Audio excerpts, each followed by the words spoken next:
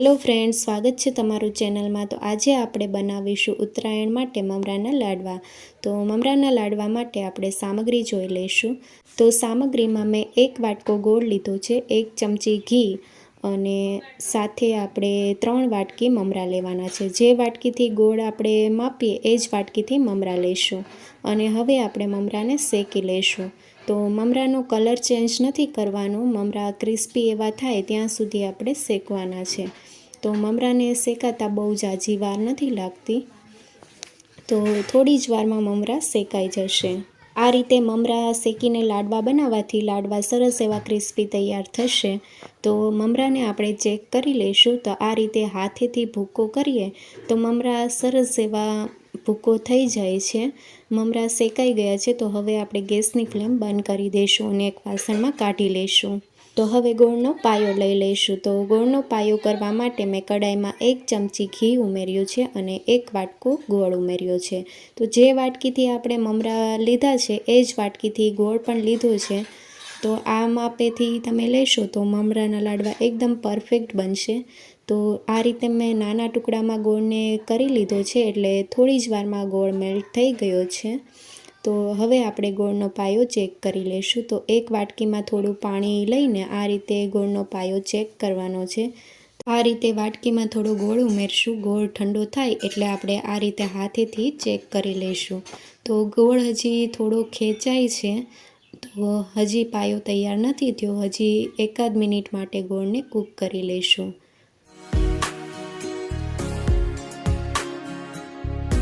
ગોળને ફરી કૂક કરી લીધો છે અને આ રીતે કલર પણ ચેન્જ થઈ ગયો છે। તો હવે આપણે ફરીવાર ગોળનો પાયો ચેક કરી લઈશું। તો વાટકીમાં આ રીતે પાણી છે તેમાં જ આપણે ગોળ ઉમેરવાનો છે અને ગોળને આપણે થોડો ઠંડો થવા દઈશું। અને હવે આપણે હાથેથી આ રીતે તોડીએ તો તૂટી જાય છે ગોળ, અને હવે ગેસની ફ્લેમ બંધ કરી દઈશું। ગોળનો પાયો તૈયાર થઈ ગયો છે। હવે આપણે મમરા મિક્સ કરીશું અને મમરાને પણ ગોળના પાયામાં મિક્સ કરી લઈશું। તો આ સમયે આપણે ગેસની ફ્લેમ બંધ કરી દેવાની છે। તો તમે જોઈ શકો છો કે આ રીતે મમરા ગોળથી સરસ એવા કોટ થઈ ગયા છે। હવે આપણે કડાઈને નીચે ઉતારીને સરસ મિક્સ કરી લઈશું। આ રીતે ગોળ અને મમરા સરસ એવા મિક્સ કરી લીધા છે અને હવે ગરમ હોય ત્યારે જ આપણે લાડવા તૈયાર કરી લઈશું। તો હાથ ઉપર થોડું પાણી લગાવીને આ રીતે લાડવાનો શેપ આપી દઈશું।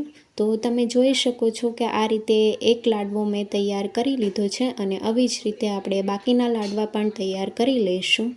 તો ગરમ હોય એટલે સહેલાઈથી લાડવા વળી જશે।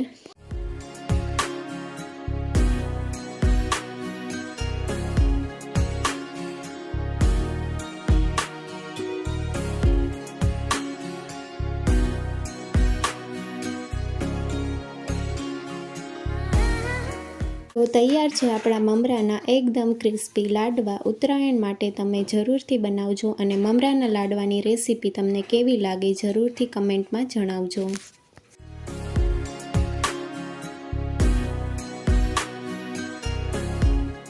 નવી રેસીપી જોવા માટે ચેનલને લાઇક, શેર અને સબસ્ક્રાઈબ કરો। Thank you for watching.